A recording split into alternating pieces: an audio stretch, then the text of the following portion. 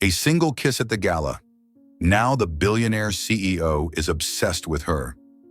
Crystal lights shimmered across the ceiling of Reed Tower's Grand Ballroom, home to Cross Holdings' annual charity gala. Gowns sparkled, champagne flutes clinked, and polite laughter danced between elegant strangers. Clara Dawson walked in like she belonged, though her insides trembled. Her sleek black dress hugged her slender figure, understated but striking. Loose curls framed her face, lips burgundy red, eyes sharp with a trace of caution. She wasn't here to turn heads. She was here to secure the lead architect position for Cross Holdings' newest real estate development, a project that could redefine her entire career. But then her gaze locked onto someone, Caleb Knox, her ex, the man who had stolen her designs, her trust, and nearly destroyed her. 2 years ago, Caleb took credit for a design Clara had poured months into. He snagged a major contract. When she quietly submitted digital metadata proving authorship, Caleb twisted the story. He dropped to one knee during a major architecture conference, proposing in front of a crowd, not out of love, but to silence her and cleanse his name. Clara rejected him and then exposed everything. From that moment on, Caleb's charm curdled into vengeance. He made her life a quiet hell, and now he stood before her again, fury burning beneath his polished smile. "Clara," he murmured, cornering her near the wine display. "Still wearing black, like mourning your own morals?" She clenched her clutch tighter. "Still stealing, I see. I guess old habits never die." He sneered. "You made me lose everything. The contract, my reputation, my family's trust. Do you think one little rejection makes us even?" Clara glanced around. No one was watching. No one was helping. Just like 2 years ago. Not this time. Her eyes scanned the room and landed on a man standing near the balcony. Tall, broad-shouldered, facing the city lights in a sharply tailored navy suit. His back was to her. She acted on instinct. Clara strode toward him, placed a hand on his shoulder, and turned him around. The man barely had time to blink before Clara rose on her toes and kissed him. Their lips met, warm, firm, intoxicating. Wine, adrenaline, and panic swirled in her veins. She thought he'd pull away, but instead his lips moved against hers. His hands found her waist and pulled her closer. His kiss deepened, slow, commanding, impossible to ignore. Her knees buckled slightly. A camera clicked. Clara tore away, breathless. Her eyes widened when she saw his face. Dark obsidian eyes, a calm expression, but something about his gaze made her feel dangerously unsteady. "You've just created a very big problem," he said, voice slow, rough. I'm sorry. I was just running. My ex, he's..." The man tilted his chin toward Caleb, who stood frozen in disbelief. "Not bad," he said. "A kiss to take down an enemy. I like your style." Before Clara could speak, an assistant whispered into the man's ear. "Mr. Reed, Vivian Stone is in the main hall. The press is gathering." Clara froze. Mr. Reed, Marcus Reed, CEO of Cross Holdings, the man she had just kissed. Marcus turned back, lips still moist, eyes sharp with dark amusement. "What's your name?" Clara Dawson." He leaned in, voice brushing her ear. "Thanks for the kiss, but I never leave debts unpaid." "What do you mean?" He walked away, tall figure vanishing into the crowd like a wolf melting into the trees. Clara stood there, heart hammering, legs weak. "Oh crap! I'm seriously screwed." Clara hadn't even made it out of the gala before her phone buzzed nonstop in her clutch. Texts flooded in, from friends, former co-workers, even numbers she didn't recognize. All sending her the same thing. The photo. The kiss. It was captured in terrifying perfection. Crystal lights blurred in the background like a spotlight. Her body curved into his hand on her waist. Their lips locked as if they were the only two people in the room. Caption below: "Mystery woman kisses Marcus Reed at charity gala. New girlfriend or PR disaster?" Clara stared at the screen. Her mouth went dry. "Oh, damn it," she whispered. "The media really spares no one." The next morning, she woke up with a migraine that felt like the internet had walked across her skull. The hashtag Nosh Marcus Reed Kiss was trending third worldwide. She threw on a pastel blue sheath dress, simple, modest, professional. The kind of dress that screamed, "I'm here for work, not to seduce the CEO." 9 a.m. sharp. She stood in front of the glass doors of Cross Holdings' 38th floor executive office. Portfolio clutched to her chest, palms slightly sweating. The glass doors slid open with a soft whoosh. Inside sat Marcus Reed, the man she had kissed last night. White dress shirt, sleeves rolled up, fingers tapping the table rhythmically like a man conducting a silent orchestra. He didn't look up. "Close the door," he said, voice deep, even, commanding. Clara inhaled slowly. She stepped in. The glass doors slid shut behind her like fate sealing her in. The office felt colder than any air conditioning could make it. Marcus Reed didn't lift his eyes to look at her. "I'm here to apologize," Clara began, voice tight, "and to make sure you're not suing me for kissing the CEO of Cross Holdings without consent." Marcus finally looked up. His smile was slow, smooth as silk, sharp as a blade. "I'm not suing," he said, standing and walking toward her like a predator circling quietly. "Actually, I have a proposal." Clara instinctively took a half step back. "If this is about the kiss last night—" "It's not," he cut in. "At least not just the kiss." He opened a drawer, pulled out a folder, and slid it across the table. "Pretend to be my girlfriend." Clara blinked. "Excuse me? We'll play a couple. The media thinks I'm reuniting with my ex Vivian to secure a merger. I need to shut that down." "And you picked me?" Clara folded her arms. "The girl who kissed you while fleeing her toxic ex? You're clean. No scandals, and—" His eyes swept her figure, lingering. "Distractingly attractive." Clara flushed. "I'm not as cheap as you think." "No one here is cheap," Marcus replied, leaning casually against the desk.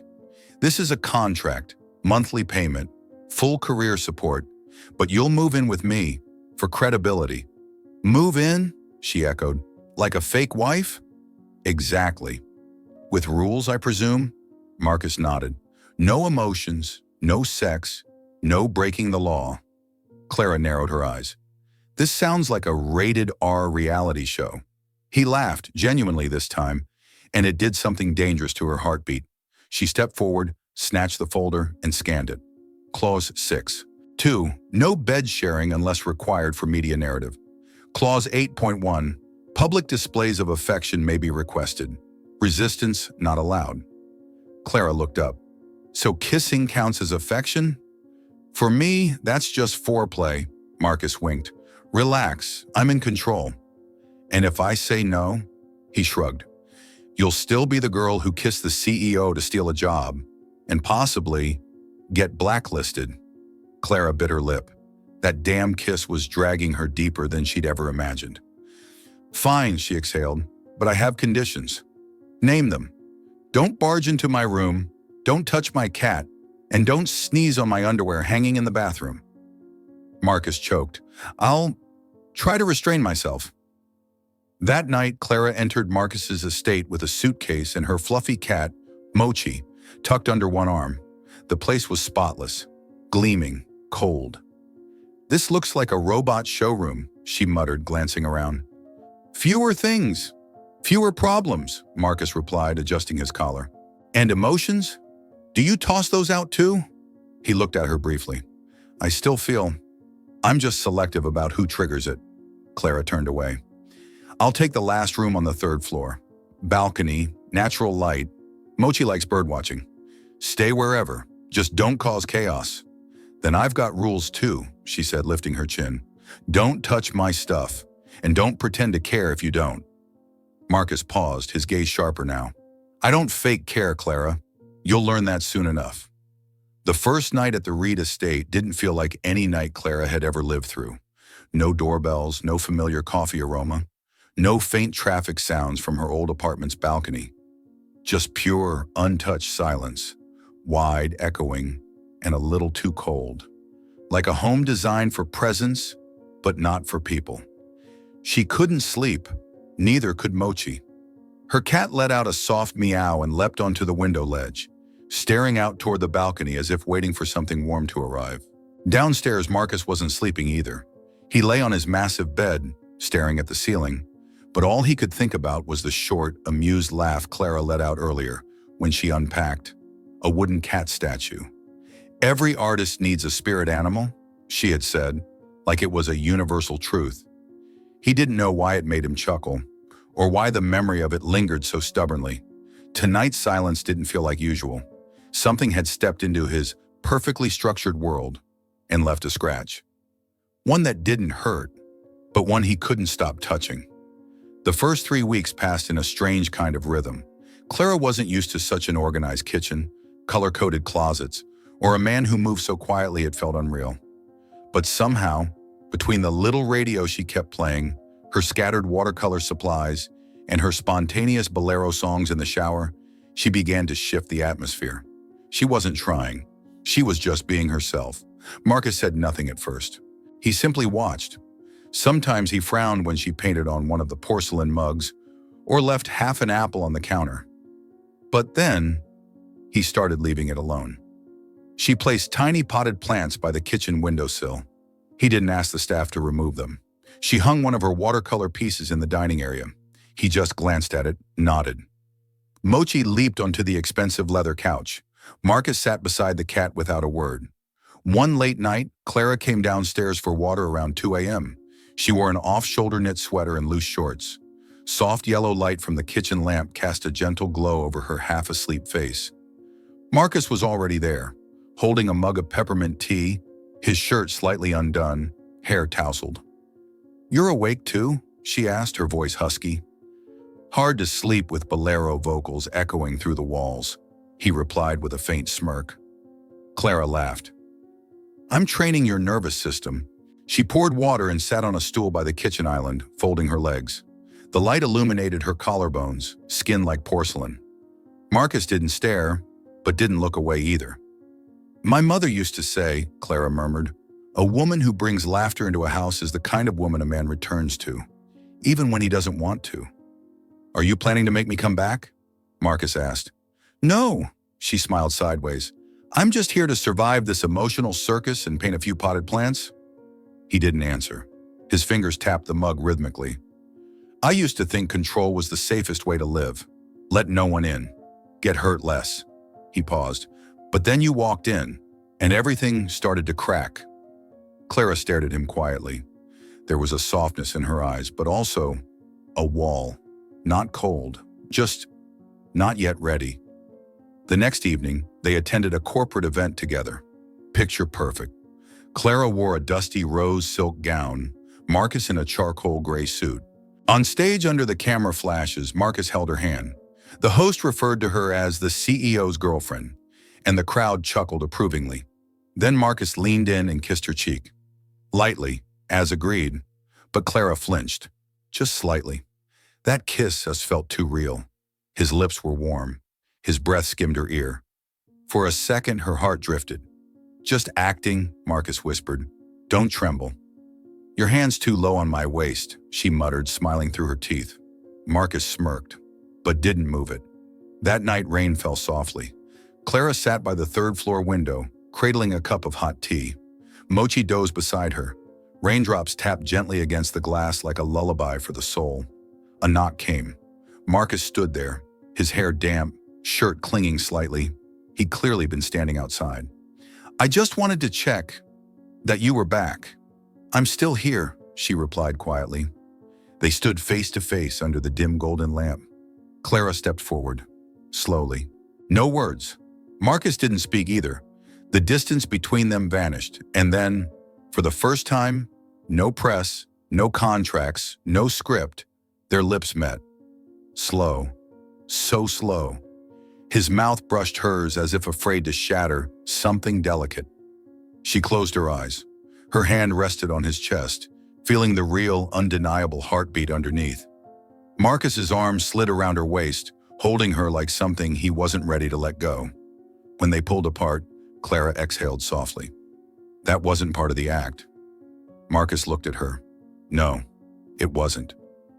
After that kiss, amid the rain and unfinished breaths, everything between them stopped pretending to be fake. The next morning, Clara woke earlier than usual.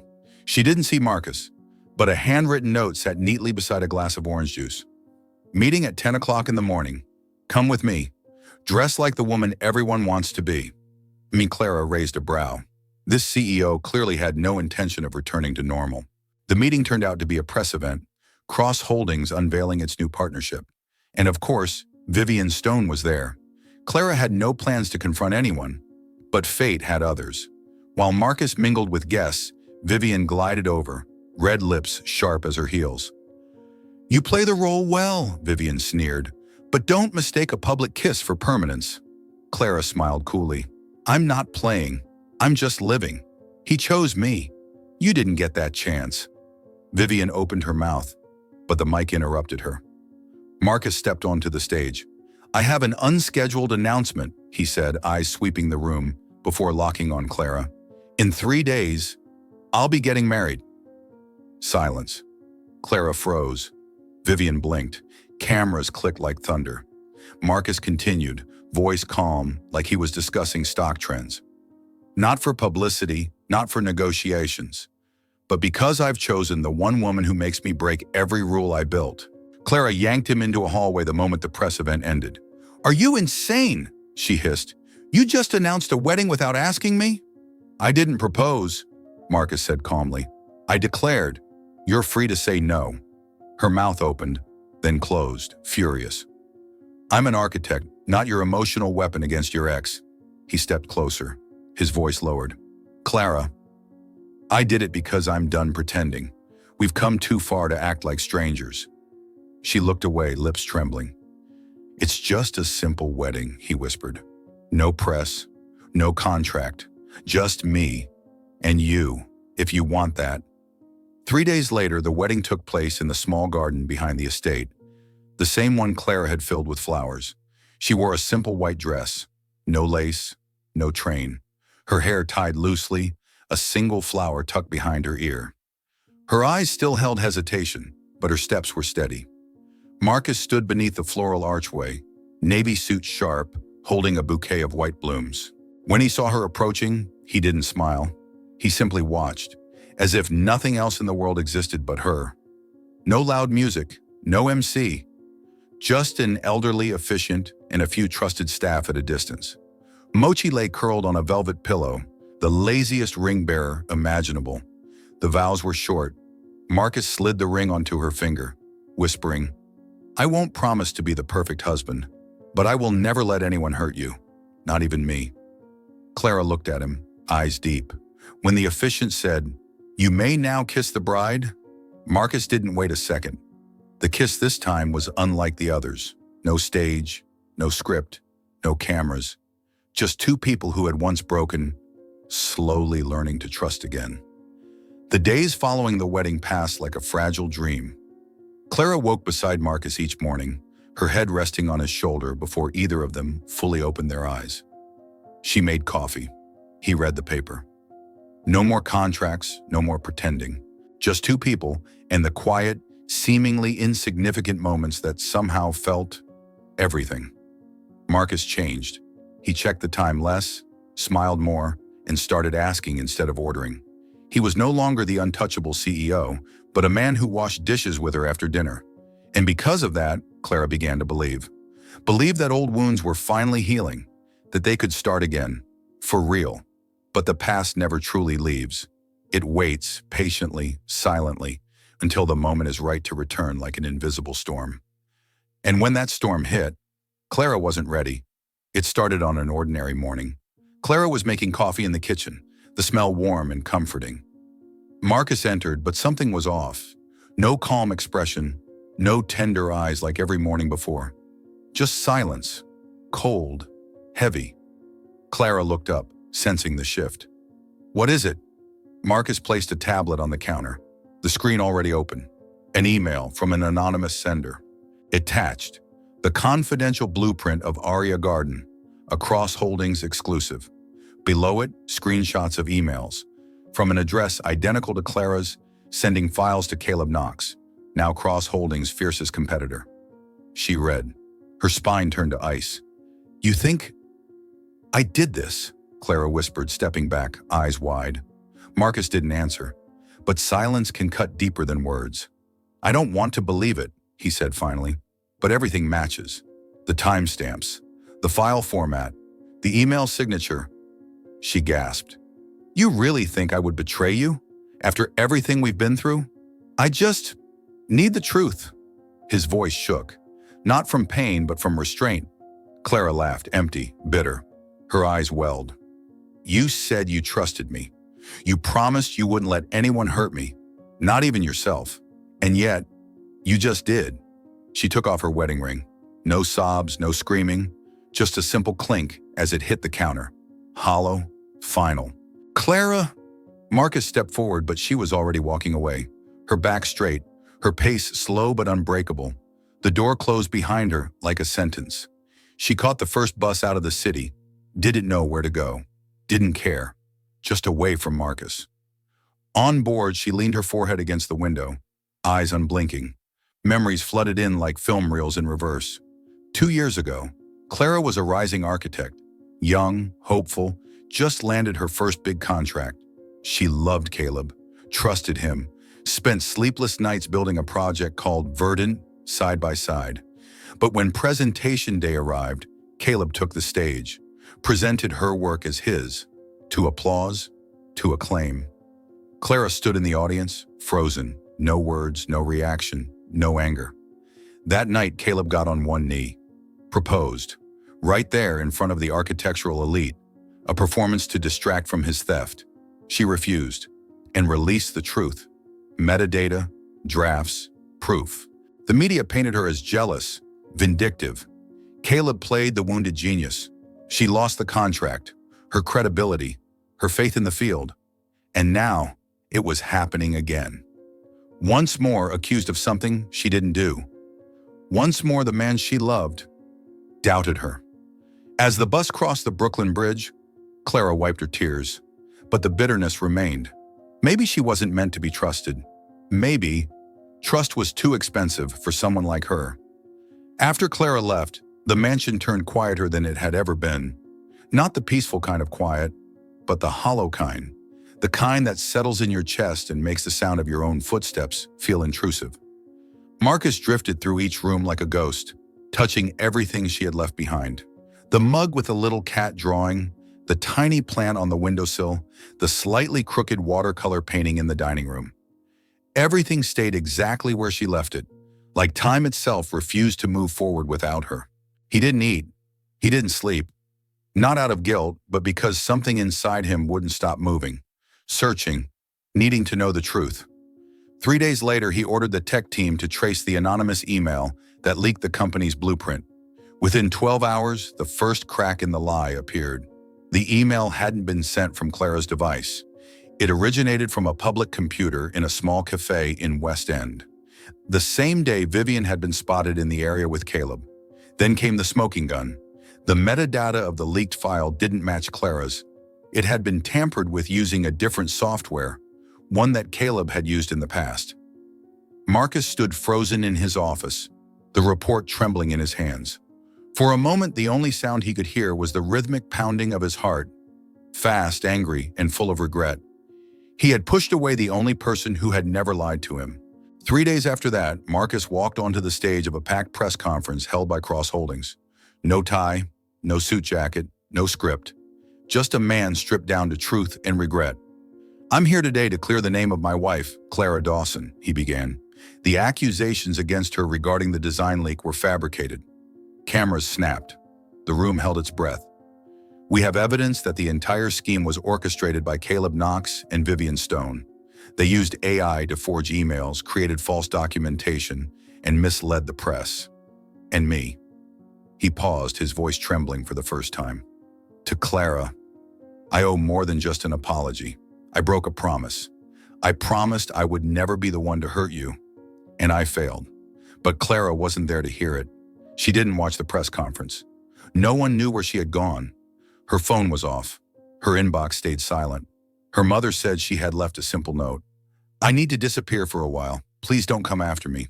Marcus retraced every step, visited her old apartment, sat in their favorite cafe for hours, stared at every woman who passed through the door, hoping just once that one of them would be her.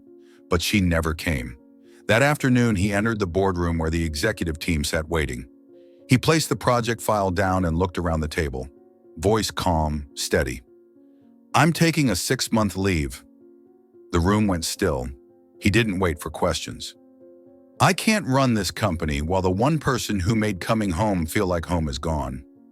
As he stepped out of the building, the rain began. Not heavy, but enough to soak through his shirt, enough to blur the city around him. He walked through the plaza, not rushing, not speaking. Above him, the sky was the same gray as the day Clara left. He looked up into it, lips parting. The wind tugged at the papers in his hand, sent them tumbling into puddles. "Wait for me, Clara," he whispered to the storm, not knowing where she was or if she could hear him. "I'll find you, no matter how long it takes." 6 months passed. The world kept turning. But for Marcus, each day felt the same.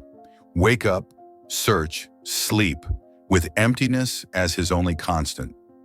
He had crossed 3 cities, combed through a list of over 100 nonprofit organizations Clara might have applied to.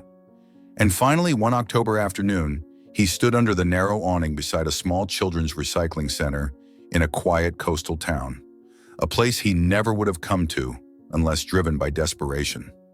Rain poured suddenly, heavily, drumming on the tin roof and splashing into the mud-covered yard. And in the middle of that water-soaked courtyard, she stood, Clara, wearing a pale blue raincoat, holding a cardboard box over the head of a laughing child. His heart stopped, not because she looked the same, but because she still felt like her. Gentle, bright in a way no one else could ever imitate. Marcus didn't speak. He walked slowly toward her, afraid that if he called her name, she'd vanish like a fading dream. When Clara turned around, her gaze landed on him instantly. She froze, seeing him there, drenched, standing in the downpour with eyes like someone who'd finally found home after being lost too long. She didn't move. Her breath caught. The box trembled in her hands like her heart had waited too long to believe what her eyes were seeing. Marcus stepped closer. No words at first. He let the rain speak for him, let it carry the weight of 6 months' silence. "I didn't come here as a CEO, not to fix anything publicly. I came just as Marcus, the man who lost you, the man who hasn't known how to breathe without you." Clara stayed quiet, but in her eyes something cracked. Not anger, not pain, but the exhaustion of holding in too many tears for too long. "I know," he continued, voice tight.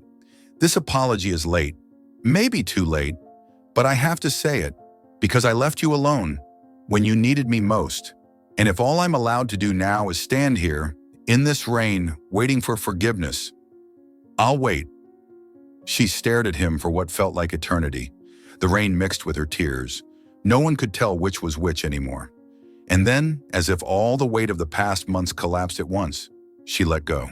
The box slipped from her hand and shattered the space between them with a splash, as if washing away the silence that had kept them apart. Clara stepped forward, wrapped her arms around him, held him tight, like the past 6 months had been nothing more than a nightmare that was finally over. Marcus held her as if letting go would cost him everything, his forehead resting against her soaked hair, barely breathing. "I waited for you," she whispered. "I just didn't think you'd really come." "I'll always find you," Marcus murmured. "Rain, distance, even if I lose everything, I'll still choose you." In a town far from where it all began, under the October rain, there were no CEOs, no contracts, no betrayals, just 2 people who had once lost each other and now had found the way back. And when Clara looked up at Marcus, her eyes no longer hesitated. They only held trust. After that rain-soaked reunion, nothing between them returned to what it was. It all began again, more honestly this time. No more luxury mansions. No more tense meetings or flashing lights. Clara and Marcus moved into a small cottage on a hillside, where mornings came with the sound of wind and nights ended with chamomile tea. Clara painted, sometimes taught art to kids in the village. Marcus wrote, not reports but journal entries he never showed anyone. They traveled without itineraries, shared quiet breakfasts, argued over dishes, and laughed over the tiniest things. Life wasn't perfect, but it was real. 6 months after they found each other again, they held a wedding, a real one, not to prove anything, not for show, just because they wanted it. No media, no endless guest list, just a few friends, a little garden, and a dress Clara had painted with watercolors herself. Marcus stood under a white archway, no microphone, no speech. He watched her walk toward him, not glamorous like a magazine cover, but radiant in a way that made everything around her fade. When the officiant asked if they would choose each other, they didn't hesitate. They had chosen long ago. This was just their hearts catching up to the words. No fear, no conditions. The applause that followed felt like the softest soundtrack to a life they were writing together, day by day. That night, when most guests had left and the garden had grown quiet, Clara sat on the wooden steps, holding a warm cup of tea. She watched Marcus playing with a few kids under the string lights. She smiled, her eyes glowing. "You know," she said as he sat beside her, "it all began with a kiss that was never meant to happen," she said softly, her fingers brushing his chest. "But maybe fate knew better than we did." Marcus chuckled gently. He took her hand, placed it over his heart. "Not wrong at all," he said. "Just right a little late." They looked at each other, laughter slipping from their lips as if nothing in the world could shake them anymore. No more contracts, only love.